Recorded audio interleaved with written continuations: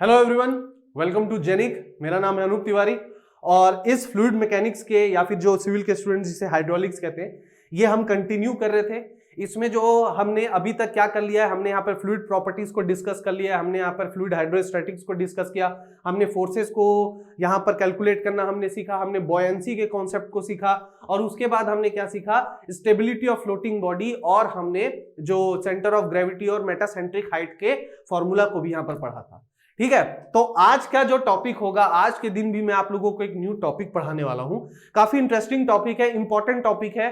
ठीक है, gate point of view से भी इसमें क्वेश्चन पूछे गए हैं, लेकिन उससे पहले फ्रेंड्स मैं आप लोगों से आज कुछ बातें करना चाहता हूं। वो बातें ये हैं कि मैं थोड़ा सा एक्चुअली क्या है ना, आप लोगों से डिसअपॉइंटेड हूं, एकदम थोड़ा सा। ठीक है, बहुत ज्यादा नहीं, क्योंकि क्या है ना, आप लोगों की एक आदत सी बन गई है। देखिए, हमने ये जो 30 डेज वाला जो टारगेट रखा था फ्रेंड्स, 30 डेज वाला, ठीक है, हमने यहाँ पर 30 डेज का टारगेट रखा था और हमने ये सोचा था कि 40 मार्क्स आप लोगों का क्या होगा, आप स्कोर कर सकते हैं। 30 डेज में आपको 40 मार्क्स स्कोर करना है। बट जब शुरू के 1-2 दिन मेरे वीडियोस आए तो उसमें तो स्टूडेंट्स ने बहुत ज्यादा इंटरेस्ट दिखाया कि हाँ सर, आप अच्छा पढ़ा रहे हैं, हमें आपके पढ़ाने का तरीका बहुत अच्छा लग रहा है। उसके बाद आपने क्या बोला कि हाँ सर, हम इसका पार्ट बनना चाहते हैं, हम गेट को क्वालिफाई करना चाहते हैं। लेकिन उसके बाद क्या हुआ, शुरू में तो बहुत सारे कमेंट्स भी आ रहे थे कि सर बहुत मजा आ रहा है, आप बहुत अच्छा पढ़ा रहे हैं, लेकिन उसके बाद क्या हुआ, आप लोगों का पार्टिसिपेशन कम हो गया। ठीक है, जब पंकज सर ने मुझे लॉन्च किया था, जब पहली बार उन्होंने बोला था कि मैं सिविल एंड मैकेनिकल वालों के लिए एक कॉमन सब्जेक्ट लाऊंगा, जिसकी वजह से क्या होगा कि मैं आप लोगों को कुछ कॉन्सेप्ट डिलीवर कर पाऊंगा जो हेल्प करेंगे आप लोगों को गेट पॉइंट ऑफ व्यू के लिए। तो वहां पर कमेंट सेक्शन में कुछ ऐसे स्टूडेंट्स भी थे, अब आई डोंट नो वो कहां से थे, वो ये कह रहे थे कि ये पॉसिबल नहीं है। लेकिन हमने वहां पे कहा था कि हम पॉसिबल करके दिखाएंगे। मैंने कहा था कि 15-16 दिन में, बहुत ज्यादा हुआ तो 17 डेज के अंदर मैं फ्लूइड मैकेनिक्स का कॉन्सेप्ट खत्म करके दिखाऊंगा, जिसमें मैं फ्लूइड मशीनरीज का भी कॉन्सेप्ट आपको पढ़ाऊंगा। ठीक है, लेकिन क्या होता है ना कि जो स्टूडेंट, जो आप लोग हैं ना सर, आप लोगों की जो कम्युनिटी है ना, वो बहुत जल्दी भरोसा लूज कर देते हैं, बहुत जल्दी क्या हो जाता है ना, अपनी मोरालिटी को लूज कर देते हैं, बहुत जल्दी कॉन्फिडेंस अपना लूज कर देते हैं और बहुत जल्दी आप लोगों का भरोसा भी अपने टीचर से क्या हो जाता है, उठ जाता है। देखिए फ्रेंड्स, मैं आप लोगों को एक बात बता देता हूं, यहां हम गेट की प्रिपरेशन कर रहे हैं। ठीक है, गेट कोई बहुत टफ एग्जाम नहीं है, गेट कोई बहुत टफ एग्जाम नहीं है जो आप लोगों को समझ में ना आए, जो आप लोग कर ना सके। पर गेट इतना भी इजी एग्जाम नहीं है कि सिर्फ आप लोग हंसी मजाक में इसको ले लें और ये आपसे क्वालिफाई भी हो जाए। यहां आपको थोड़ा सीरियस तो होना ही पड़ेगा। शुरुआत में 300-400 लोगों ने मेरे वीडियोस को देखा, इतने सारे बच्चे मुझे कमेंट कर रहे थे, हाँ सर समझ में आ रहा है, यहां पर डाउट है, यहां पर मुझे थोड़ा सा इश्यू हो रहा है। लेकिन उसके बाद क्या हुआ, एकाएक आप लोगों के कमेंट्स आने बंद हो गए। ठीक है, अगर आप लोगों के कमेंट्स नहीं आएंगे तो यहां से मुझे क्लियर एक बात तो ये समझ में आ जाएगी कि आप लोग बिल्कुल भी अपनी पढ़ाई को लेकर सीरियस नहीं है। अगर मैं यहां 15-16 दिन में आप लोगों को सिलेबस खत्म कराने की जिम्मेदारी ले रहा हूं, तो आप लोगों की भी ये जिम्मेदारी बनती है कि आप लोग उसे पूरी डिसिप्लिन के साथ रेगुलर वे पर फॉलो करें। ठीक है, देखिए मैं कोई भी वीडियोस लाइव नहीं लेता, आपको जो वीडियोस प्रीमियर दिखाते हैं वो सब रिकॉर्डेड फॉर्म पर होते हैं। अब वो रिकॉर्डेड फॉर्म पर क्यों होते हैं, क्योंकि अगर मैं लाइव उतने ही कॉन्सेप्ट को अगर मैं लाइव क्लासेस में पढ़ाऊंगा ना फ्रेंड्स, तो 2 से 2.5 घंटा लग जाएगा, क्योंकि मुझे आप लोगों के कमेंट्स का भी जवाब देना होगा। ठीक है, आप लोग मुझसे रेगुलरली डाउट पूछते जाएंगे, कुछ बाहर के स्टूडेंट आएंगे तो वो मस्ती भी करेंगे। ठीक है, क्योंकि वो तो सीरियस है नहीं पढ़ाई के, वो खुद भी अपने लाइफ को स्पॉइल करना चाहते हैं और जो स्टूडेंट सीरियसली पढ़ना चाहते हैं उनको भी टाइम वेस्ट करते हैं वो। तो मैं नहीं चाहता कि इस टाइप का कुछ भी आप लोगों के साथ हो, इसलिए मैं रिकॉर्डेड फॉर्म में देता हूं। और आप लोग देखते हैं कि मैं बिना रुके कंटिन्यूअसली बोलता रहता हूं और आप लोगों को पढ़ाता रहता हूं। ठीक है, लेकिन आप लोग क्या है, आप लोग उस चीज की वैल्यू नहीं कर पाते, बहुत जल्दी आप लोग अपना कॉन्फिडेंस लूज कर देते हैं। जहां पे भी थोड़ा सा कॉम्प्लिकेटेड कॉन्सेप्ट आता है, थोड़ा सा इधर उधर न्यूमेरिकल में आप लोगों से अगर हो जाता है, तो आप लोग सोचते हैं नहीं, अब मेरे से नहीं हो पाएगा। इतनी जल्दी हार मान जाएंगे तो कैसे होगा। अच्छा, मैं ये भी देख रहा हूं कि सुबह मेरे एक दिन में 2 वीडियो डलते हैं। मेरे एक दिन में सुबह 6 बजे डलता है, एक शाम को 5 बजे डलता है। क्या मैं अपना वीडियो सुबह 10 बजे नहीं लगवा सकता था? मैं बिल्कुल अपना वीडियो 10 बजे लगा सकता था। मैं अपना वीडियो 10 बजे इसलिए लगा सकता था फ्रेंड्स, क्योंकि 10 बजे क्या है ना, कि 10 बजे भी होगा तो मुझे तो कोई प्रॉब्लम नहीं है, मेरा तो रिकॉर्डेड फॉर्म पे जाना है। सुबह 6 बजे का मतलब ये है फ्रेंड्स कि आप लोगों को 2 वीडियो के बीच में टोटल यहां पर 11 आवर्स का गैप मिल रहा है। तो इस 11 आवर्स में आप क्या कर सकते हैं, इस 11 आवर्स में आपने जो यहां पर पढ़ा उसको पढ़ सकते हैं, जो मैंने पढ़ाया। उसको आप रिवाइज कर सकते हैं, उससे रिलेटेड न्यूमेरिकल्स बना सकते हैं, और उसके अलावा अगर आप कोई और पैरेलल सब्जेक्ट पढ़ रहे हैं तो उसकी भी तैयारी कर सकते हैं, और उसके बाद डायरेक्ट आप 5 बजे वाला भी वीडियो देख सकते हैं। बट यहां पर मैं देखता हूं कि सुबह 6 बजे वाले वीडियो में व्यू ही नहीं आता, शाम को अच्छे से आप लोग देख लेते हैं, शाम को आराम से आप लोग, और 5 बजे ऐसा नहीं कि 5 बजे देख रहे हैं, आराम से रात को 8-9 बजे 10 बजे देख रहे हैं। ये जो आदत है ना फ्रेंड्स आप लोगों की, आप लोगों को खराब करेगा, क्योंकि गेट का एग्जाम तो सुबह होता है, गेट का एग्जाम तो सुबह होता है, और गेट का एग्जाम सुबह होता है तो एट लास्ट आपको उस दिन, उसके एक दिन पहले तो जल्दी सोना पड़ेगा और सुबह उठना पड़ेगा, तो उस दिन आपको बड़ी तकलीफ होगी फ्रेंड्स, क्योंकि आप लोगों की आदत ही नहीं है सुबह उठने की। जब आप लोगों की आदत ही नहीं है तो एक दिन पहले नींद नहीं आएगी, नींद नहीं आएगी तो जैसे तैसे करके सोएंगे आप लोग, परेशान होंगे, नींद नहीं आएगी, प्रॉपर नींद आपकी होगी नहीं, और उसके बाद क्या होगा, पेपर बिगड़ जाएगा, फिर 1 साल तक आपको रुकना पड़ेगा। जानते हैं फ्रेंड्स, जिंदगी का जो 1 साल होता है ना वो बहुत वैल्यूएबल होता है, एक बार ये टाइम निकल जाता है ना, ये वापस नहीं आता। चाहे आप अपने कॉन्सेप्ट को अच्छा कर लीजिए, चाहे आप अपने नॉलेज को अच्छा कर लीजिए, फिर आपके पास पछताने के अलावा और कुछ नहीं रह जाएगा। तो जितने भी मैकेनिकल एंड सिविल के स्टूडेंट्स हैं, मैं बहुत ज्यादा टाइम नहीं लूंगा, आप लोग थोड़ा सीरियसली करिए, क्योंकि मैं आज बहुत डिसअपॉइंटेड हूं फ्रेंड्स। आज मुझे ऐसा लग रहा था कि मैं वीडियो नहीं बनाऊं, लेकिन मेरा ऐसा है कि मेरी अपनी जिम्मेदारी है, ये मेरी ड्यूटी है कि मैं आप लोगों को वीडियो बना के दूं, तो ये मैं करूंगा जरूर, ठीक है। तो आई होप आप लोग थोड़ा इसको सीरियसली लीजिए, और कोई भी वीडियो मेरे 1 घंटे के ऊपर के नहीं होता है, मैं कोशिश करता हूं कि 1 घंटे में आपको सारे वो इंपॉर्टेंट कॉन्सेप्ट दे दूं जिसके हेल्प से आप न्यूमेरिकल सॉल्व कर सके, क्योंकि गेट एक्चुअली में एक न्यूमेरिकल बेस्ड अप्रोच एग्जाम है, ठीक है। अगर आप लोग ESVS लेवल की तैयारी कर रहे हैं तो आपको आपका न्यूमेरिकल बेस्ड, मतलब आपको अपना न्यूमेरिकल पार्ट भी अच्छा रखना पड़ेगा, आपको आपका थ्योरेटिकल पार्ट भी अच्छा रखना पड़ेगा, फिर आपको वहां पे नॉन टेक पोर्शन की भी तैयारी करनी पड़ेगी, तो वो बहुत ही बल्क हो जाता है आप लोगों के लिए, ठीक है। और इंजीनियरिंग में तो आदत खराब हो चुकी रहती है, एक दिन पहले पढ़ के पास होने की आदत रहती है। अब कुछ लोग बोलते हैं कि यार एक दिन में अगर हम एक सब्जेक्ट पढ़ सकते हैं तो गेट तो हम यूं निकाल सकते हैं। अगर आप यूं ही निकाल देते ना तो 4 लाख 2 लाख लोगों में सिर्फ 10 से 15 हजार लोग क्वालिफाई नहीं करते, सभी क्वालिफाई कर लेते 10 दिन पढ़ के, 20 दिन पढ़ के। बट ये पॉसिबल नहीं होता है फ्रेंड्स, इसीलिए मैं आप लोगों को सीरियसली समझा रहा हूं कि सिविल मैकेनिकल के जो स्टूडेंट्स हैं वो प्रॉपरली मेरे वीडियोस को देखिए। और इसके अलावा एक और बात है कि मैं लाइव भी आऊंगा आप लोगों के पास, लाइव आऊंगा, क्वेश्चंस कराऊंगा, आप लोगों के डाउट्स क्लियर कराऊंगा, टेस्ट सीरीज के बारे में आप लोगों को बताऊंगा कि जब मेरे सिलेबस कंप्लीट होगा तो मैं टेस्ट सीरीज भी दूंगा आप लोगों का, एक टेस्ट लिखवाऊंगा, तो वहां से आप सेल्फ एनालिसिस भी कर सकते हैं कि आप कहां पर हैं। ओके, तो चलिए अब आज का वीडियो स्टार्ट करते हैं, बहुत ज्यादा टाइम नहीं लेते हम। आज जो मैं टॉपिक आप लोगों को पढ़ाने वाला हूं, ठीक है, वो है the concept of vortex motion. क्या है? The concept of vortex motion, ठीक है। अब यहां पर जो वॉर्टेक्स मोशन के बारे में हम पढ़ेंगे, तो वॉर्टेक्स मोशन के बारे में, किसके वॉर्टेक्स मोशन के बारे में पढ़ रहे हैं? वॉर्टेक्स मोशन हम लोग फ्लूइड के बारे में पढ़ रहे हैं, ठीक है। तो vortex motion of the fluid को अगर मैं डिफाइन करना चाहूं यार कि वॉर्टेक्स मोशन ऑफ फ्लूइड क्या होता है, तो आप क्या है कि मैं आप लोगों को बताता हूं ना कि मैकेनिकल एंड सिविल वालों के लिए इंजीनियरिंग को समझना, खासकर इन जैसे सब्जेक्ट्स को समझना बहुत इजी होता है, क्योंकि आप लोग जो भी यहां पर पढ़ते हैं उसको विजुअलाइज कर पाते हैं, उसके फिजिकल सिग्निफिकेंस को समझ पाते हैं, ठीक है। अब यहां पर मैं एक एग्जांपल देता हूं। फॉर एग्जांपल, जब आप सुबह सुबह उठते हैं, ठीक है, तो आप क्या करते हैं? सुबह उठते ही मुंह धोते हैं, ठीक है। मुंह धोते तो आप लोग, नो डाउट बेसिन होगा, आप लोगों के घरों में बेसिन होगा, तो बेसिन का आप लोग नल ऑन करते हैं और मुंह धोते हैं। अब जब आप लोग देखते होंगे कि जब वहां पे आप नल को ऑन करते हैं तो वहां पर पानी क्या होता है, जब आपके बेसिन से नीचे जाता है तो उससे पहले जो वाटर होता है वो ऐसे गोल गोल गोल गोल गोल गोल घूमता है पहले, और गोल गोल घूम के क्या जाता है? नीचे जाता है, ठीक है, ठीक है। अब आप लोगों को मैं एक और इंटरेस्टिंग बात बताऊंगा इससे रिलेटेड, बट कहीं भी ऐसा नहीं है कि पानी डालो और बस वो नीचे चला गया। वो नीचे जाने से पहले क्या करता है? ऑटोमेटिकली उसमें एक एंगुलर वेलोसिटी आ जाती है, उसमें एक व्हर्लिंग मोशन आता है, और वो क्या करता है? गोल गोल घूम के सिंक के थ्रू, पाइप के थ्रू नीचे चला जाता है। तो यही जो व्हर्लिंग मोशन होता है हमारा, इसके अलावा आपने इस चीज को और कहां देखा है? आपने रिवर्स में कभी कभी इस फिनोमिना को देखा होगा। आप पिक्चर देखते हैं, आपने पायरेट्स ऑफ कैरिबियन मूवी देखी होगी, ठीक है, जॉनी डेप की इतनी सुपरहिट मूवी है, ओके। तो उस मूवी में भी आप लोग ने देखा होगा कि समुद्र में जो व्हर्लिंग मास होता है ऐसे गोल गोल गोल गोल घूमता है और पायरेट्स की शिप डूब जाती है, ये भी आप लोगों ने देखा होगा, और ये रियल फिनोमिना है, ऐसा सी ओशियंस में होता है ऐसा। लेकिन क्या वहां पर ये जो मोशंस होते हैं, ये मोशन जो होते हैं ये क्यों होते हैं, ठीक है, मैं इसी को कैसे डिफाइन कर सकता हूं? तो यही मेरे क्या होते हैं? वर्टेक्स मोशन होता है। तो अगर मैं इसको इन फॉर्म ऑफ डेफिनेशन लिखना चाहूंगा तो मैं क्या लिखूंगा? The whirling mass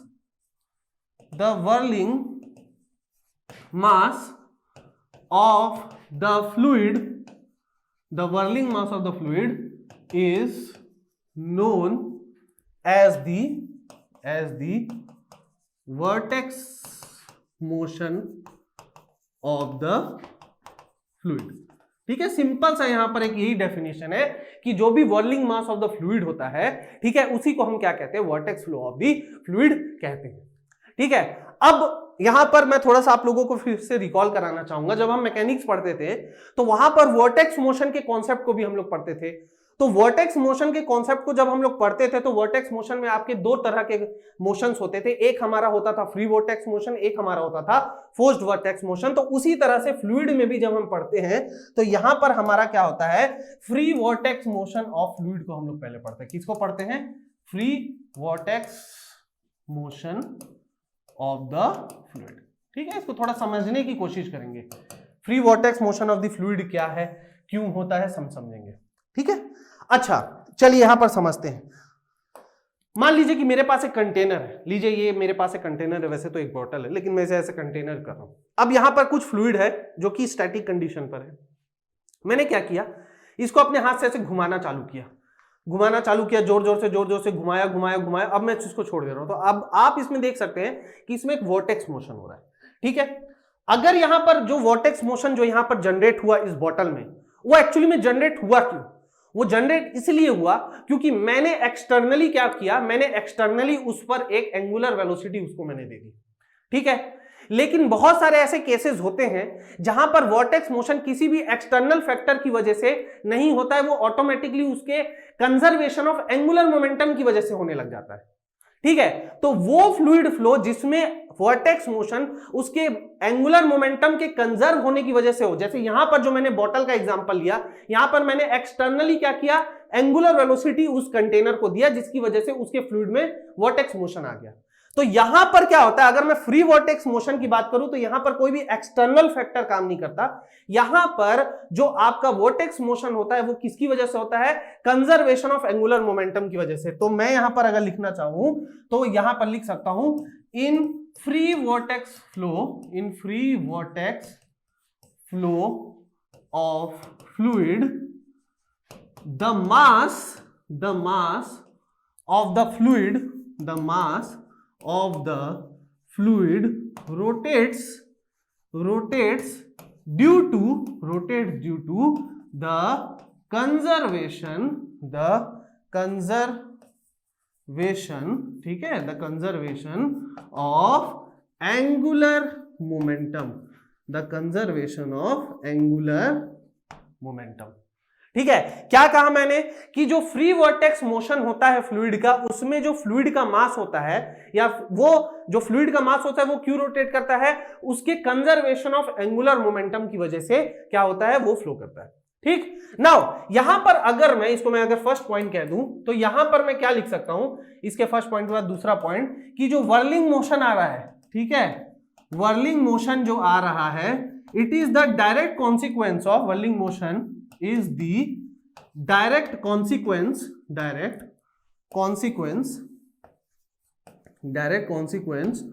of conservation of, ठीक है, यहां पर जो आ रहा है, क्यों आ रहा है, कंजर्वेशन ऑफ एंगुलर मोमेंटम की वजह से आ रहा है, एंगुलर मोमेंटम की वजह से यहां पर क्या हो रहा है, जनरेट हो रहा है। ठीक है, नाउ अगर मैं एंगुलर मोमेंटम की बात करूं, तो एंगुलर मोमेंटम में क्या होता है, एंगुलर मोमेंटम का कंजर्वेशन, ठीक है, अगर मैं कंजर्वेशन ऑफ एंगुलर मोमेंटम की बात करूं तो इसका मतलब क्या होता है, एंगुलर मोमेंटम को हम लोग किससे डिनोट करते हैं, एंगुलर मोमेंटम की जो डेफिनेशन होती है, ठीक है, एंगुलर मोमेंटम, इसको हम लोग अगर फिजिकली लिखना चाहे या फिर इसका हम लोग इक्वेशन लिखना चाहते हैं, एंगुलर मोमेंटम की वैल्यू क्या होती है, m into v into r. ठीक है, जहां पर m क्या होता है, m होगा आपका मास ऑफ द फ्लूइड, m क्या होगा आपका मास ऑफ फ्लूइड, ठीक है, उसके बाद v क्या होगा, v आपका होगा वेलोसिटी ऑफ फ्लूइड, ये क्या होगा आपका वेलोसिटी ऑफ फ्लूइड, और तीसरा जो होता है वो क्या होता है, तीसरा जो होता है आपका वो होता है रेडियस। ठीक है, अब ये जो r होता है फ्रेंड्स, ये r क्या होता है, ठीक है, देखिए जब फ्लूइड आपका फ्लो होता है, जब आपका व्हर्ल होता है, एंगुलर वेलोसिटी जब उसमें आती है, तो वहां पर क्या होता है, वहां पर उसका एक रेडियस ऑफ कर्वेचर, वहां पर एक कर्वेचर बनता है, उस फ्लो का एक कर्वेचर बनता है, उसी कर्वेचर के रेडियस को मैं क्या लेता हूं, रेडियस ऑफ कर्वेचर। तो यहां पे r क्या होगा आपका, यहां पे r होगा आपका रेडियस ऑफ कर्वेचर। ठीक है, यहां पे r क्या हो गया आपका, रेडियस ऑफ कर्वेचर हो गया। ठीक है, नाउ यहां पर मैंने क्या बोला, यहां पर ये जो क्वांटिटी है ये कंजर्व हो रही है, मतलब मैंने क्या बोला, m into v into r, ये क्या है आपका कंजर्व्ड है, मतलब यहां पर क्या है, ये कांस्टेंट है, ये आपका क्या हो रहा है, ये कांस्टेंट है। मतलब अगर मैं किसी दो पॉइंट का एंगुलर मोमेंटम कैलकुलेट करूंगा तो वो आपस में क्या होगा, इक्वल होगा।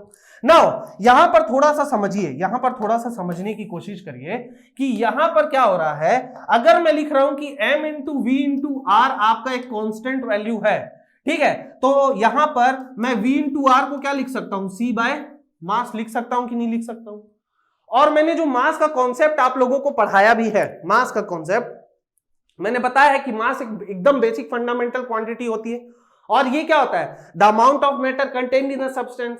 तो अगर मास आपका अमाउंट ऑफ मैटर है तो कहीं भी वहां पर क्या होगा, किसी भी पॉइंट ऑफ टाइम पर वो एक कांस्टेंट वैल्यू होगी। तो यहां पर मैं क्या लिख सकता हूं कि velocity into radius of curvature का जो प्रोडक्ट है ये भी क्या होता है, कांस्टेंट होता है। यहां से आप क्या लिख सकते हैं, इस पॉइंट को नोट कर सकते हैं, ठीक है। अब थोड़ा सा यहां पर आइए, यहां पर हमको पता है कि जब भी यहां पर, अब यहां पर क्या एंगुलर मोशन हो रहा है हमारा, यहां पर तो हम एंगुलर मोशन को डील कर रहे हैं, हम लीनियर मोशन को तो डील नहीं कर रहे। तो जब भी हमारा एंगुलर मोशन को हम डील करते हैं तो वहां पर हमारे पास एक कौन सी वेलोसिटी होती है, एंगुलर मोशन में हमारे पास जो वेलोसिटी होती है वो होती है एंगुलर वेलोसिटी। क्या होती है, एंगुलर वेलोसिटी, ठीक है। एंगुलर वेलोसिटी को हम किससे डिनोट करते हैं, ओमेगा से डिनोट करते हैं। और ओमेगा की वैल्यू क्या होती है in terms of linear velocity, होती है v बाय आर। ये हम सबको पता है, ये बेसिक कॉन्सेप्ट हम सबको पता है। मैंने इसको भी कहां पे पढ़ाया है, जेनिक जेई स्टडी में मैंने आपको जो बीपीएससी के लिए जो जनरल इंजीनियरिंग मैकेनिक्स में मैंने पढ़ाया ये चीज, ठीक है, जनरल इंजीनियरिंग के अंदर। नाउ यहां पर थोड़ा ध्यान से देखिए, omega is equal to v by r, बहुत बढ़िया बात है, ठीक है। नाउ यहां से मैं v को क्या लिख सकता हूं, v को मैं लिख सकता हूं ओमेगा इंटू आर लिख सकता हूं मैं, यहां से एक और एक रिलेशन है, ठीक है। Omega is equal to v by r, तो v is equal to omega into r. अब मैं इसको यहां पर पुट कर देता हूं, क्या कर रहा हूं मैं, इसको यहां पर पुट कर दे रहा हूं, जो हमारे एंगुलर मोमेंटम के कंजर्वेशन से हमें मिला। तो यहां पे मैं क्या लिख सकता हूं, omega r into r is equal to constant. तो इसको मैं यहां से क्या लिख सकता हूं, omega r square is equal to constant, ठीक है। तो यहां से हम एक और रिलेशन क्या लिख सकते हैं, ये रिलेशन भी हम लिख सकते हैं, ठीक है। चलिए अब यहां पर हम फिर से इसी इक्वेशन पे आ जाते हैं, मैंने क्या लिखा है, मैंने लिखा है v into r is equal to constant, ये मैंने लिखा है। नाउ अगर मैं v को भी लिखना चाहूं तो v को मैं क्या लिख सकता हूं, c बाय आर लिख सकता हूं कि नहीं लिख सकता हूं, ठीक है। अब अगर मैं इस कांस्टेंट की वैल्यू को हटाऊंगा, अगर बहुत ध्यान से समझिएगा, अगर मैं इस कांस्टेंट की वैल्यू को हटाऊंगा तो यहां पर क्या आ जाएगा, ठीक है, यहां पर एक प्रोपोर्शनैलिटी साइन आ जाएगा कि नहीं आ जाएगा, ठीक है। जैसे हम प्रोपोर्शनैलिटी साइन को हटाते हैं तो कांस्टेंट आ जाता है वहां पर, ठीक है। उसी तरह से मैं कांस्टेंट को हटा रहा हूं तो यहाँ इक्वालिटी साइन की जगह प्रोपोर्शनैलिटी साइन आ जाएगा, और ये क्या होगा, 1 बाय आर होगा, ये लीजिए। तो यहां से मैं क्या लिख सकता हूं, यहां से मैं एक और चीज लिख सकता हूं कि जब हमारा फ्री वॉर्टेक्स मोशन होता है, ठीक है, during the free vortex motion, लिख देता हूं यहां पे, during the free vortex motion, ठीक है, द वेलोसिटी प्रोफाइल, ठीक है, वेलोसिटी प्रोफाइल इज इनवर्सली क्या होता है, proportional to the radius of curvature, ठीक है। मतलब यहां पर क्या होता है, ये क्या होता है ना, थ्योरेटिकल क्वेश्चंस में ऐसे पूछ लिया जाता है, ठीक है। तो यहां पर क्या होता है, जब हम फ्री वॉर्टेक्स मोशन की बात करते हैं तो वहां पर जो वेलोसिटी प्रोफाइल होता है वो आपके रेडियस ऑफ कर्वेचर के क्या होता है, इनवर्सली प्रोपोर्शनल होता है, ठीक है। चलो आगे बढ़ते हैं। तो यहां पर हमने क्या क्या सीख लिया, यहां पर हमने 2-3 चीजें सीखी है भाई, कि हमारा जो फ्री वॉर्टेक्स मोशन होता है वो इसलिए होता है क्योंकि मास जो रोटेट होता है वो due to conservation of angular momentum होता है। एंगुलर मोमेंटम का हमने यहां पर देखा कि एंगुलर मोमेंटम को हम कैसे डिनोट करते हैं। उसके बाद हमने रिलेशन देखा, ठीक है, कि किस तरह से हम रिलेशन स्टेब्लिश कर सकते हैं with velocity linear velocity, angular velocity, radius of curvature में हम कर सकते हैं। इसके अलावा हम क्या लिख सकते हैं, इसके अलावा हम एक और इंपॉर्टेंट चीज ये लिख सकते हैं कि देखिए वॉर्टेक्स मोशन जो होता है ना फ्रेंड्स आप लोगों का, ठीक है, वॉर्टेक्स मोशन यानी कि फ्री वॉर्टेक्स मोशन की अभी मैं बात कर रहा हूं, ठीक है। तो फ्री वॉर्टेक्स मोशन में आपका बर्नौलीज इक्वेशन, ठीक है, एप्लीकेबल होता है, ठीक है। ये बहुत अच्छे से समझिएगा, आपका बर्नौलीज इक्वेशन, ठीक है, Bernoulli's equation is applicable,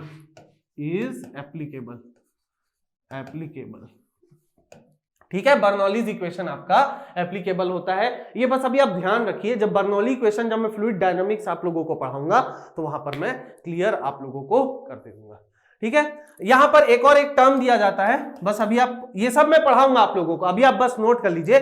circulation करके यहां पर एक वर्ड दिया जाता है, ठीक है, सर्कुलेशन एक वर्ड दिया जाता है। तो सर्कुलेशन को हम इससे डिनोट करते हैं, सर्कुलेशन होता है cyclic integral of v ds, ठीक है। इसको आप अभी बस नोट कर लीजिए, इसको अभी आप बस नोट कर लीजिए। ये सारी चीजें मैं आप लोगों को फ्लूइड काइनेमेटिक्स में क्या करूंगा, पढ़ाऊंगा, ठीक है। तो ये सब कुछ इंपॉर्टेंट थ्योरेटिकल पॉइंट्स होते हैं जो मैं फ्री वर्टेक्स मोशन की बात करता हूं तो मैं वहां पे आप लोगों को पढ़ाता हूं, ठीक है। तो फिर आप लोग सोचेंगे सर तो क्या यहां पर सिर्फ थ्योरी हमको पढ़ना है, क्या इसका कोई न्यूमेरिकल अप्रोच नहीं है, क्या यहां पर गेट में न्यूमेरिकल क्वेश्चन नहीं आते हैं? तो फ्रेंड्स बिल्कुल न्यूमेरिकल क्वेश्चन आते हैं, और जो न्यूमेरिकल क्वेश्चन आपसे पूछे जाते हैं वो आपसे पूछे जाते हैं फोर्स्ड वर्टेक्स मोशन के। तो यहां पर जो हमारा जो नया टॉपिक है वो क्या है, फोर्स्ड वर्टेक्स मोशन, अभी हम यहां पर पढ़ेंगे, ठीक है। अभी मैंने थोड़ी देर पहले ही आपको फोर्स्ड वर्टेक्स मोशन का एक एग्जांपल बताया था। वहां पर मैंने क्या किया था, एक बॉटल को लिया था और बॉटल को मैंने जोर जोर से घुमाया। वहां पर मैंने क्या किया कि उसको एक एंगुलर वेलोसिटी दिया, जिसकी वजह से फ्लूइड में क्या आ गया, एक व्हर्लिंग मोशन आ गया, ठीक है। चलिए इसको डायग्रामेटिकली भी समझते हैं। सबसे पहले क्या है, मैं मान लेता हूं यहां पर कि मेरे पास एक कंटेनर है, ठीक है। मेरे पास क्या है, एक कंटेनर है, ये मेरे पास एक कंटेनर है और यहां पर मेरे पास कुछ फ्लूइड है।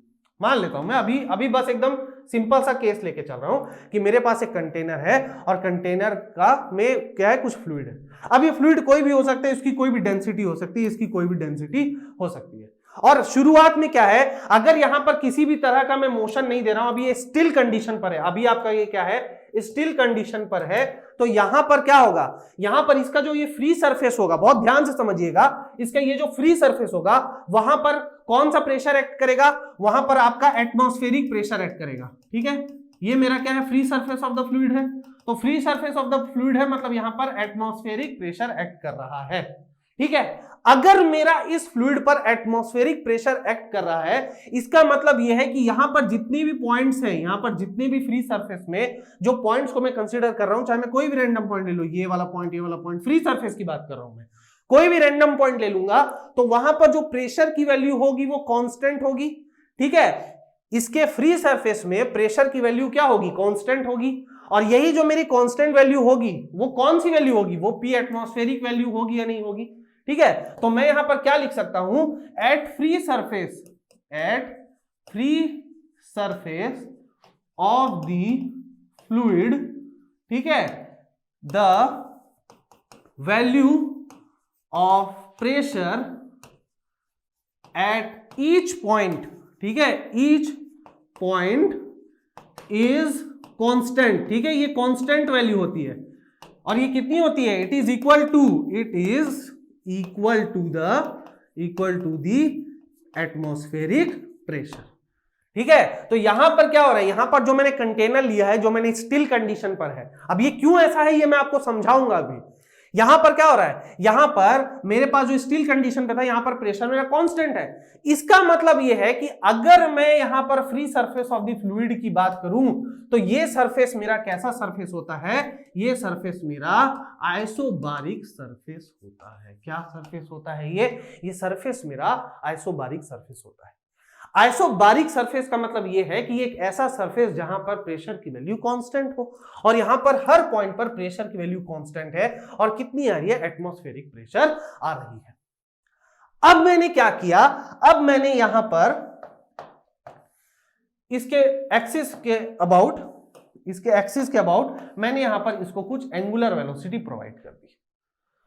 ठीक है, अब मैंने क्या किया, यहां पर मैं इसको फिर से क्लियर इसको डायग्राम के थ्रू बना देता हूं। मैंने क्या किया, मेरे पास एक कंटेनर था, ठीक है, मेरे पास एक कंटेनर था, ठीक है, इस कंटेनर पे मेरे पास फ्लूइड था, इस कंटेनर पे मेरे पास एक फ्लूइड था, और उसके बाद मैंने क्या किया, इसके एक्सिस के अबाउट एक मैंने एंगुलर वेलोसिटी यहां पर प्रोवाइड कर दिया। ठीक है, जो भी था यहां पर उसकी कुछ डायमीटर होगा, यहां पे कुछ उसकी हाइट होगी, यहां पे कुछ उसका height of the fluid column होगा, वो सब होगा, उसको मैं डिनाई नहीं कर रहा, वो उसको भी हम कंसीडर करेंगे जब हम न्यूमेरिकल्स को सॉल्व करेंगे। लेकिन अभी मैं ये समझाना चाह रहा हूं कि जब मैंने यहां पर एंगुलर वेलोसिटी दिया तो यहां पर अब क्या होगा, यहां पर अब यहां पर जो फ्लूइड का जो कंडीशन होगा उसको भी मैं दिखा देता हूं। ठीक है, यहां पर देखिए, यहां पर जो फ्लूइड होगा, अब एंगुलर वेलोसिटी की वजह से वहां पर क्या हो जाएगा, एंगुलर वेलोसिटी की वजह से यहां पे जो फ्लूइड का जो सरफेस होगा वो कुछ इस टाइप से क्या होगा, बनेगा। यहां पर हम क्या कर रहे थे, यहां पर हम एंगुलर वेलोसिटी दे रहे थे उसको, इस ओमेगा की वजह से क्या होगा, इसका जो फ्री सरफेस होगा, आप लोग देखते हैं ना जब आप लोग घुमाते, आप पानी में शक्कर डालते तो ऐसे घुमाते उसको ताकि वो घुल जाए, तो कैसा होता है, वो इस टाइप का जो उसका प्रोफाइल बन जाता है, उसका जो फ्लूइड का जो फ्री सरफेस प्रोफाइल है वो वैसा बन जाता है। नाउ यहां पर देखिए, मैं मान के चल रहा था कि यहां पर क्या है, एक सेकंड में इसको थोड़ा सा,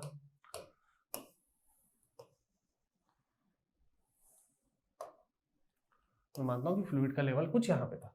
ठीक है, तो यहां पर क्या है कि मैं मान के चल रहा था कि उसकी कुछ इनिशियल जो फ्लूइड की जो हाइट थी वो कितनी थी, जो height of the fluid column था वो z था। ठीक है, यहां पर क्या आ गया, यहां पर ये कुछ z मैक्सिमम आ गया। ठीक है, मतलब यहां पर इनिशियल से थोड़ा सा ऊपर आ गया, और यहां पर जो ये वाला एरिया है, ये वाला जो है, इसको मैं क्या मान के चलता हूं, z मिनिमम मान के चलता हूं। मैं मान के चलता हूं कि इसकी जो क्या बोलते हैं डायामीटर है वो d है। ठीक है, इस पूरे सिलेंडर, ये जो पूरा सिलेंडर है, इस पूरे सिलेंडर की हाइट को मैं क्या मान के चलता हूं, इस पूरे सिलेंडर की हाइट को मैं h मानकर चलता हूं। तो यहां पर अब क्या होगा, यहां पर पहले मैंने बताया था कि यहां पर जो आइसोबारिक सरफेस था, यहां पर जो आइसोबारिक सरफेस था वो free surface of the fluid था। लेकिन अब क्या हो रहा है यहां पर, अब यहां पर अगर आप ध्यान से देखेंगे तो यहां पर आपका जो आइसोबारिक सरफेस बन रहा है वो आपका लीनियर ना बन के कुछ पैराबोलिक बन रहा है। ये जो आपका शेप है, ये शेप कैसा होता है, ये शेप आपका पैराबोलिक होता है, बहुत ध्यान रखेंगे इस चीज को। तो यहां पर जो आपका नया आइसोबारिक सरफेस बनेगा वो आइसोबारिक सरफेस आपका क्या होगा, हॉरिजॉन्टल ना होके आपका कैसा हो जाएगा, पैराबोलिक हो जाएगा। तो ये आपका क्या हो गया, आइसोबारिक सरफेस। ठीक है, अब थोड़ा सा फिर से मैं पीछे आ जाता हूं, यहां पर फिर से आ जाइए, यहां पर आपका फ्लूइड स्टैटिक्स की कंडीशन पे था, रुकी हुई कंडीशन पे था, हॉरिजॉन्टली आपका आइसोबारिक सरफेस बन रहा था। तो यहां पर अगर मैं कोई भी रैंडम पॉइंट, कोई भी एक हॉरिजॉन्टल डायरेक्शन अगर मैं कंसीडर कर रहा था, तो इस हॉरिजॉन्टल डायरेक्शन में मैं कोई भी 2 पॉइंट्स कंसीडर कर लेता, कोई भी 2 पॉइंट्स में कंसीडर कर लेता। मैं मान लीजिए कि यहां पर ये 2 पॉइंट्स कंसीडर कर रहा हूं, तो यहां पर क्या है, इनकी जो प्रेशर है यहां पर क्या एक ही फ्लूइड से कनेक्टेड है, ये दोनों पॉइंट्स एक ही फ्लूइड से कनेक्टेड है और सेम हॉरिजॉन्टल डायरेक्शन पर है, सेम हॉरिजॉन्टल डायरेक्शन पर है। तो इन दोनों पॉइंट्स में जो प्रेशर की वैल्यू होगी, कौन से प्रेशर की वैल्यू, गॉज प्रेशर की वैल्यू इन दोनों पॉइंट्स पे क्या होगी, बराबर होगी। लेकिन अगर यही चीज मैं यहां पर करना चाहूं, फॉर एग्जांपल मैं कुछ इस टाइप से करना चाहूं, ठीक है, मैं पॉइंट नंबर 1 ले लूं और ये पॉइंट नंबर 2, तो यहां पर भी देखिए ये दोनों पॉइंट एक ही फ्लूइड से कनेक्टेड है। ठीक है, और यहां पर क्या है, ये हॉरिजॉन्टल डायरेक्शन पर है, बट यहां पर क्या होगा, यहां पर जो प्रेशर 1 होगा, जो गॉज प्रेशर 1, वो गॉज प्रेशर 2 के बराबर नहीं होगा। क्यों नहीं होगा, क्योंकि यहां पर जो डेप्थ है, जो फ्री सरफेस, यहां पर इस पॉइंट के लिए, पॉइंट नंबर 1 के लिए फ्री सरफेस की हाइट मान लीजिए कुछ h है, स्मॉल h है, तो लेकिन यहां पर जो ये जो फ्री सरफेस से जो डेप्थ की हाइट है, ये h से क्या है, कुछ dx ज्यादा है, मैं मान के, सॉरी dy ज्यादा है, ये मैं मान के चल रहा हूं। ठीक है, यहां पर ये क्लियर कट दिख रहा है। तो यहां पर क्या होगा, यहां पर आप पास्कल लॉ का वो जो एप्लीकेशन है वो यहां पर आप क्या कर सकते हैं, नहीं अप्लाई कर सकते। ठीक है, तो यहां पर क्या होगा, यहां पर जो प्रेशर की वैल्यूज होगी इन दोनों पॉइंट्स पर, वो क्या हो जाएगी, चेंज हो जाएगी। ठीक है, तो चलिए अब इसको हम आगे बढ़ते हैं, यहां पर हम आगे बढ़ते हैं। अब वो कैसे हम निकालेंगे वो मैं आप लोगों को बताता हूं। तो मैं एकदम सिंपल सा इसको ले लेता हूं, ये मैं फ्लूइड ले रहा हूं, ठीक है, ये free surface of the fluid है, ये आपका free surface of the fluid है। ये आपका मैंने अभी बताया था, ये आपका क्या है, z मैक्सिमम है, ठीक है। और यहां से ये आपका मैंने कितना बताया था, ये आपका है z मिनिमम, ठीक है। यहां पर आपका कुछ एंगुलर वेलोसिटी हमने ओमेगा दे दिया था, ये ओमेगा, ओमेगा का ऐसा यूनिट क्या होता है, रेडियन पर सेकंड, ठीक है। तो यहां पर एक चीज आप लोगों को ध्यान रखना है, इसका जो रेडियस है मैं मान के चलता हूं ये रेडियस r है, ठीक है। नाउ यहां पर जो आपका z मैक्स, ठीक है, हम क्या लिख सकते हैं, z मैक्सिमम। z मैक्सिमम क्या होता है कि जब हमने उसको रोटेट किया तो रोटेट करने की वजह से मैं मान लेता हूं कि इनिशियल जो यहां पर फ्लूइड का जो था, इनिशियली जो था वो z यहां पे था, ठीक है। मैं मान लेता हूं कि यहां पर जो इनिशियल आपका जो फ्लूइड कॉलम की जो हाइट थी वो z थी, तो z max minus z minimum, z max minus z minimum, ठीक है। जो ये दो हाइट का जो डिफरेंस होता है वो किसके बराबर होता है, r square omega square upon 2g। ये फॉर्मूला को आपको क्या करना पड़ेगा, बहुत अच्छे से समराइज करके इसको याद रखना पड़ेगा, ठीक है। ये चीज मैंने आपको समझा दिया, ठीक है। अब मैं क्या कर रहा हूं, किसी भी एक रैंडम पॉइंट पे जा रहा हूं, मैं क्या कर रहा हूं, किसी भी एक रैंडम पॉइंट पे जा रहा हूं, ठीक है। मैं मान लेता हूं कि ये है डिस्टेंस स्मॉल r और ये जो डिस्टेंस है ये है स्मॉल h, ठीक है, मैं मान लेता हूं, ठीक। नाउ यहां पर अगर मैं इस h के बारे में लिखना चाहूंगा तो ये h की वैल्यू क्या होगी, ये h की वैल्यू होगी स्मॉल r स्क्वायर, मतलब ये distance into omega square by 2g, ठीक है, ये होगी, ठीक। नाउ अगर मैं इस पॉइंट पर प्रेशर कैलकुलेट करना चाहता हूं, लेट दिस पॉइंट बी 1, ठीक है, let this point be 1, sorry मैं इसको ऐसा करता हूं एकदम आपकी कन्वीनियंस के लिए, इस पॉइंट को मैं 1 एज्यूम करता हूं, इस पॉइंट को मैं 2 एज्यूम करता हूं, तो यहां से मैं क्या लिख सकता हूं, यहां से मैं लिख सकता हूं कि नहीं, कि P1 की वैल्यू जो होगी गॉस प्रेशर वो 0 हो जाएगी। क्यों, क्योंकि ये जो पॉइंट है इसके फ्री सरफेस पर लाई कर रहे हैं, ये है अब इसका फ्री सरफेस। याद रखिएगा ये पुराना वाला कंडीशन है, ये येलो वाला जो मैंने यहां पर फ्लूइड का जो लेयर बनाया है ये वो कंडीशन था जब आपको एंगुलर वेलोसिटी हमने प्रोवाइड नहीं किया था, ठीक है। लेकिन जब एक बार एंगुलर वेलोसिटी हमने दिया तो ये पैराबोलिक शेप में आ गया, पैराबोलिक शेप में यहां पर आपका एटमॉस्फेरिक प्रेशर लग रहा है कौन से पॉइंट 1 पर, तो यहां पर क्या होगा, P1 की वैल्यू 0 हो जाएगी। लेकिन अगर मैं P2 की वैल्यू लिखना चाहूं तो ये क्या हो जाएगा, रो जी स्मॉल h हो जाएगा, और इसकी वैल्यू फिर क्या हो जाएगी, इसकी वैल्यू हो जाएगी रो जी r square omega square by 2g, यानी कि इसकी वैल्यू क्या हो जाएगी, रो r square omega square bye 2। इसको आप क्या करेंगे, ध्यान में रखेंगे, ठीक है।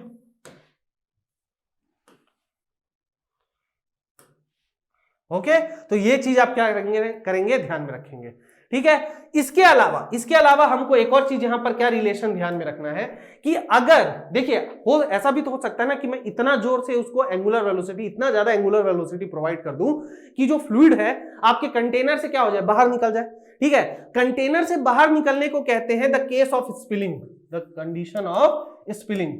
तो अगर मैं ये मान के चल रहा हूं कि मेरी स्पिलिंग की कंडीशन नहीं हो रही है, ठीक है, for no spilling condition, for no spilling, spilling का मतलब होता है बाहर निकल जाना, कंटेनर से ही बाहर आ जाना। ऐसा होता है ना, आप बहुत जोर से घुमा दोगे तो फ्लूइड बाहर आ जाता है, ठीक है, मतलब इतना ज्यादा उसका वेलोसिटी प्रोफाइल उसका इतना डेप्थ में बनता है कि वहां पर क्या होता है, जो फ्लूइड जो होता है वो थोड़ा सा क्या होता है, कंटेनर से ही बाहर फेंका जाता है। तो अगर मैं यहां पर स्पिलिंग की कंडीशन नहीं मान के चल रहा हूं तो मैं यहां पर एक और रिलेशन लिख सकता हूं कि z मैक्सिमम माइनस जो आपका z होता है वो क्या होता है, z माइनस z मिनिमम के बराबर होगा। ये रिलेशन को भी आपको क्या रखना है, ध्यान में रखना है। तो यहां से ही हमको क्या रहता है कि z मैक्सिमम और z मिनिमम की वैल्यू आपको क्या कर लेता है, क्वेश्चन में पूछ लेता है। मतलब कुल मिला के मैं आपसे ये कहना चाहता हूं कि आपका जब फोर्स वर्टेक्स मोशन होगा तो आपको वहां पर दो रिलेशन ध्यान में रखना है, z max minus z minimum, ठीक है, is equal to r square omega square by 2g, ठीक है। जहां पर आपका जो r होता है वो क्या होता है, रेडियस ऑफ द सिलेंडर, ठीक है, जो भी आपका सिलिंड्रिकल कंटेनर है उसका रेडियस है, ओमेगा आपका एंगुलर वेलोसिटी है। चलिए मैं लिख भी देता हूं, r क्या है आपका, radius of cylindrical container, radius of cylindrical container, ठीक है। दूसरा आपका क्या है, ओमेगा क्या है, एंगुलर वेलोसिटी, और तीसरा क्या हो जाता है आप लोगों का, तीसरा हो जाता है आपका g, जो कि क्या कहला जाता है, acceleration due to gravity, acceleration due to gravity. ठीक है, तो एक रिलेशन आपको यहां से मिलेगा, ठीक है, जिससे अब आपको ये दोनों वैल्यू पूछिए तो आपके पास तो एक ही रिलेशन, अभी आपके पास एक ही इक्वेशन है। अगर मेरे पास दो वेरिएबल है, हमको लीनियर अलजेब्रा के कॉन्सेप्ट से एक बात बहुत क्लियर होनी चाहिए कि अगर आपके इक्वेशंस में जितने वेरिएबल होते हैं उतने ही इक्वेशंस आपको चाहिए रहते हैं उन वेरिएबल्स का वैल्यू निकालने के लिए। ठीक है, तो यहां पर एक इक्वेशन तो मुझे ये मिला, और टोटल वेरिएबल कितने हैं यहाँ पर, ये z मैक्स और z मिनिमम। तो दूसरा आपका क्या हो जाता है, दूसरा आपका हो जाता है z max minus z is equal to z minus z minimum. ये मेरा क्या हो जाता है, ये मेरा दूसरा इक्वेशन हो जाता है। ठीक है, ये मेरा क्या हो जाता है, दूसरा, जहां पे जो z की वैल्यू होती है वो इनिशियल हेड ऑफ जो कॉलम ऑफ वाटर की जो या कॉलम ऑफ फ्लूइड हेड होता है। ठीक है, तो z क्या होता है, initial head of fluid in container. ठीक है, ये आपका होता है। अब यहीं से क्या होता है, इन्हीं दो इक्वेशंस का हेल्प करके आपसे क्या पूछ लिया जाता है, आपसे जो न्यूमेरिकल्स है वो पूछ लिया जाता है। ठीक है, तो चलिए एक न्यूमेरिकल भी बना के देख ही लेते हैं, एक न्यूमेरिकल भी यहां पर बना के देख ही लेते हैं।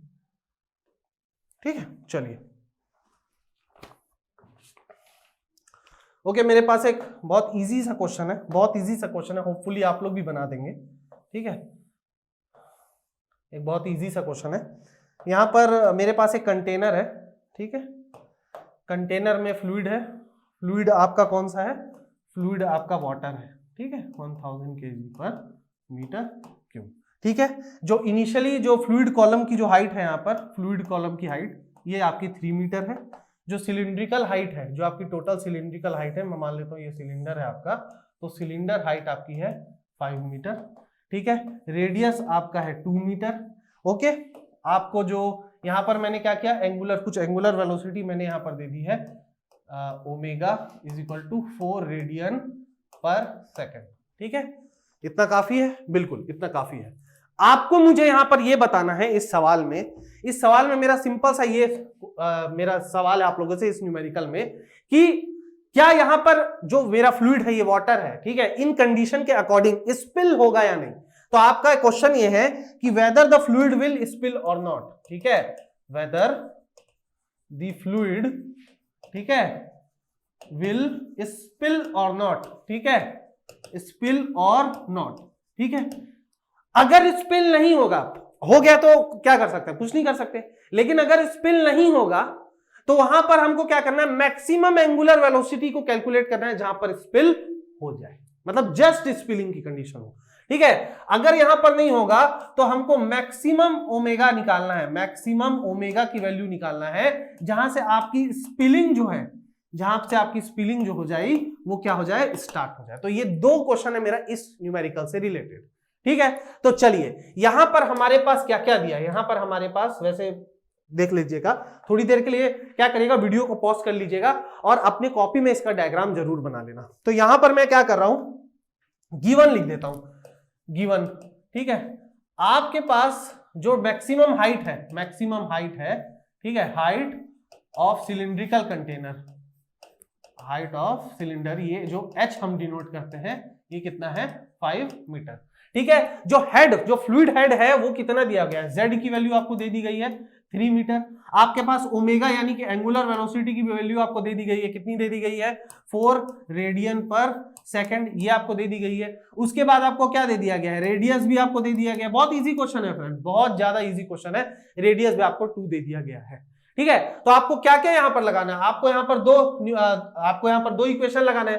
पहला इक्वेशन क्या है, z max minus z minimum, ठीक है, is equal to r square omega square by 2g। ये मेरे पास क्या है, पहला इक्वेशन है, चलो इसको लगा देते हैं। तो ये क्या आ जाएगा, z max minus z minimum is equal to r की वैल्यू क्या है, 2 स्क्वायर इंटू ओमेगा यानी कि 4 स्क्वायर अपॉन 2 इंटू 9.81। तो चलिए इसका वैल्यू मैं कैलकुलेट कर लेता हूं, I have calci with me, 4 into 16 upon 9.81 into 2, 3.26। ठीक है, तो पहले आपका जो आ रहा है Z max minus z minimum, ये आपका आ रहा है 3.261 मीटर। ये आपका क्या आ गया, पहला इक्वेशन आ गया। दूसरा आपके पास क्या है, दूसरा इक्वेशन आपके पास क्या है, second equation, z max minus z, z max minus z is equal to z minus z minimum. ये आपके पास क्या है, दूसरा इक्वेशन है। ठीक है, हमें जेड मैक्स जेड मिनिमम की वैल्यू तो नहीं पता है, पर जेड की वैल्यू हमको क्या है, क्वेश्चन में दी गई है, तो चलो उसको भी लिख देते हैं। तो यहां से क्या आ जाएगा, Z max plus Z minimum. ठीक है, मैंने इसको क्या किया, इधर लाया और इस जेड को यहां पे ट्रांसफर कर दे रहा हूं, तो ये क्या हो जाएगा 2z।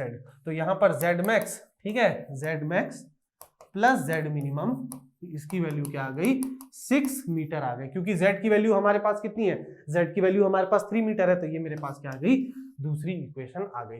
अब हम दोनों इक्वेशन को लिख देते हैं। पहला इक्वेशन क्या है, z max minus z minimum is equal to 3.261। ठीक है, और दूसरा क्या है, z max plus z minimum. ठीक है, ठीक है, ये दूसरा इक्वेशन आ रहा था, ये हमारा कितना था, 6। ठीक है, अब मैं क्या कर रहा हूं, इन दोनों इक्वेशन को मैं ऐड कर दे रहा हूं। इन दोनों इक्वेशन को मैं ऐड कर रहा हूं, तो यहाँ पे प्लस है तो ये भी प्लस रहेगा, और ये प्लस है तो ये भी प्लस रहेगा। ठीक है, तो यहां पर क्या आ रहा है, 2z मैक्स, ठीक है, एक प्लस एक माइनस, दोनों कट जाएगा, इज इक्वल टू 9.261 मीटर। तो यहां से जो z मैक्स की वैल्यू आ गई, ये कितनी आ जाएगी, 4.63, ये आ जाएगी आपकी 4.63 मीटर। तो यहां पर आपकी z मिनिमम की वैल्यू कितनी आ जाएगी, z मिनिमम की वैल्यू आपकी आ जाएगी 4.63। यहां पर आपका क्या था, ये था माइनस 3.261, माइनस 3.261, ये आपकी वैल्यू आ रही है 1.37, ये आपकी आ रही है 1.37 मीटर। ठीक है, तो यहां से क्या हुआ, यहां पर जो न्यूमेरिकल आपको दिया गया था, यहां पर न्यूमेरिकल जो मैंने आप लोगों को दिया, इस न्यूमेरिकल में आपकी जो z मैक्स की वैल्यू आई, ठीक है, z मैक्स की वैल्यू आई, वो कितनी आई, 4 पॉइंट समथिंग कुछ आई, 4.6 आई, जो भी आई 4.6 आई, और z मिनिमम की वैल्यू आपकी कितनी आई, 1.3 मीटर। ठीक है, अब यहां पर देखिए मेरा सवाल क्या था आप लोगों से, मेरा सवाल यह था कि क्या जब मैं इस एंगुलर वेलोसिटी ओमेगा यानी कि 4 रेडियन पर सेकंड से इस कंटेनर को घुमाऊंगा तो क्या मेरा स्पिल होगा। तो आप समझिए कि जब मैं इसका फ्री प्रोफाइल बनाऊंगा तो कुछ ऐसा होगा, कुछ इस टाइप से होगा। अब ये जो हाइट है ये कितनी है, ये हाइट आपकी जो आ रही है 4.6 के लगभग कुछ आ रही है। ठीक है, मिनिमम से अभी मुझे लेना देना नहीं है। तो यहां पर क्या है, आपकी टोटल हाइट कितनी थी, आपकी एक्चुअली हाइट कितनी थी, आपकी एक्चुअल हाइट जो थी वो तो 5 मीटर थी, आपकी एक्चुअल हाइट कितनी थी, वो तो 5 मीटर थी। तो इसका मतलब क्या है कि 4.6 है, मतलब यहां पर क्या होगा, थोड़ा सा भी फ्लूइड या फिर जो यहां पर वाटर है वो स्पिल आउट नहीं होगा। ठीक है, तो अगर ये स्पिल आउट नहीं होगा, ठीक है, तो यहां पर मुझे मैक्सिमम ओमेगा की वैल्यू कितनी रखनी पड़ेगी कि वो वहां पर स्पिल आउट हो जाए। तो यहां पर क्या करना पड़ेगा, अगर मैं मैक्सिमम ओमेगा यानी कि ओमेगा मैक्सिमम की वैल्यू निकालना चाहता हूं तो वहां पर क्या करना पड़ेगा, मुझे जो z मैक्सिमम की वैल्यू है वो h को रखना पड़ेगा। ठीक है, दिस इज द कॉन्सेप्ट। ठीक है, मैंने क्या बोला, जस्ट स्पिलिंग की कंडीशन, मैंने आपसे पहले सवाल का आंसर तो मेरे पास आ गया, तो मेरे को यह पूछना था कि अगर ओमेगा की वैल्यू में मैक्सिमम कितनी रखूं जहां से जस्ट आपका क्या हो जाए, स्पिलिंग स्टार्ट हो जाए, जस्ट आपका क्या हो जाए, स्पिल, वाटर जो है ऐसे स्पिल बाहर निकलना स्टार्ट कर दे। तो उस केस में क्या होगा, आपके जो z मैक्स की वैल्यू होगी वो इसके हाइट के बराबर हो जाएगी। तो यहां पर मैंने क्या लिख दिया, z मैक्स की वैल्यू हाइट के बराबर लिख दिया। तो अब आपके पास इक्वेशन क्या है, z max minus z is equal to z minus z minimum, ये हमारे पास वैल्यू है। z मैक्स की वैल्यू अभी हमने बोले कि मैक्सिमम के लिए क्या हो जाएगी, तो 5 हो जाएगी, तो 5 minus 3 is equal to 3 minus z minimum. ठीक है, तो यहां पर क्या हो जाएगा, z मिनिमम की वैल्यू कितनी हो जाएगी, z मिनिमम की वैल्यू यहां पर क्या हो जाएगी, ये हो जाएगी 1 मीटर। ठीक है, मतलब जब आपका जस्ट स्पिलिंग का कंडीशन होगा तो वहां पर आपका जो z मैक्स की वैल्यू होगी वो 5 मीटर हो जाएगी, और जो z मिनिमम की वैल्यू होगी वो कितनी हो जाएगी, ये आपका 5 मीटर है, और जो z मिनिमम की वैल्यू होगी वो 1 मीटर हो जाएगी। तो यहां से हम ओमेगा कैलकुलेट कर सकते हैं कि नहीं कर सकते, यहां से क्या हो जाता है, हमारे पास फॉर्मूला क्या है, z max minus z minimum is equal to r square omega square by 2g। तो यहां पर क्या हो जाएगा, 5 minus 1 is equal to r कितना है आपका 2 स्क्वायर इंटू ओमेगा स्क्वायर मुझे कैलकुलेट करना है इंटू 2 इंटू 9.81। तो यहां पर मेरी ये वैल्यू क्या आ जाएगी 4 इंटू 2 इंटू 9.81 अपॉन 4, इसका क्या हो जाएगा under root is equal to omega. ठीक है, तो ये मैं लिख देता हूं 4 इंटू 2 इंटू 9.81 डिवाइडेड बाय 4, तो ये जो वैल्यू आ रही है 4.43। तो ओमेगा की वैल्यू यहाँ पे 4.43 रेडियन पर सेकंड होगी। तो आपका क्या होगा वाटर स्पिल आउट होने लगेगा। ठीक है, तो इस तरह से आप क्या कर सकते हैं वर्टेक्स मोशन के न्यूमेरिकल्स को आप यहां पे पढ़ सकते हैं। ठीक है, वर्टेक्स मोशन को आप यहां पे स्टडी कर सकते हैं। ठीक है, और इसके जो न्यूमेरिकल पार्ट है उसको भी आप क्या कर सकते हैं अच्छे से डील कर सकते हैं। बस यहां पर आप लोग एक चीज जरूर ध्यान रखिएगा कि यहां पर गलती जो है प्रेशर के कॉन्सेप्ट में होगी। ठीक है, तो प्रेशर के कॉन्सेप्ट में आपको यहां पर बिल्कुल भी गलती नहीं करना है। आपको यहां पर ध्यान रखना है कि जो इस बार आपका आइसोबारिक सरफेस होता है वो हॉरिजॉन्टल ना होकर क्या हो जाता है पैराबोलिक हो जाता है। ठीक है, अगर मैं कहूं कि इस पैराबोला का एरिया कितना होता है, अगर मैं पैराबोला का एरिया बताऊं तो एरिया ऑफ पैराबोला भी आप नोट डाउन कर लीजिए। अच्छा हुआ मुझे याद आ गया, एरिया ऑफ पैराबोला। ठीक है, बहुत सारी चीजें होती है फ्रेंड्स आप लोगों को पढ़ाने के लिए। अगर ये रेगुलर क्लास होती तो मैं बहुत सारी चीजें इसमें आप लोगों को बताता। खैर कोई बात नहीं, क्रैश कोर्स है, इतना आपका कॉन्सेप्ट काफी है। ओके, तो एरिया ऑफ पैराबोला क्या होता है 1/3 पाई आर स्क्वायर एच। आप इसको इस टाइप से भी लिख सकते हैं और ये भी आपको क्या करेगा हेल्प आउट कर सकता है। ठीक है, आप ये भी एक फॉर्मूला है जो नॉलेज पॉइंट ऑफ व्यू के लिए आप लिख सकते हैं। ठीक है, बस आप यहां पर क्या करेंगे, यहां पर इन रिलेशन को फॉलो करेंगे और रिलेशन के अलावा जो ये पैराबोलिक सरफेस है, ठीक है, यही आपका आइसोबारिक सरफेस होगा। तो आपका सेम हॉरिजॉन्टल लेवल पर, भले वो दोनों एक ही पॉइंट है, एक ही फ्लूइड से कनेक्टेड है, सेम हॉरिजॉन्टल लेवल पे, बट वहां पर प्रेशर की वैल्यू इस कंडीशन पर सेम नहीं होती है।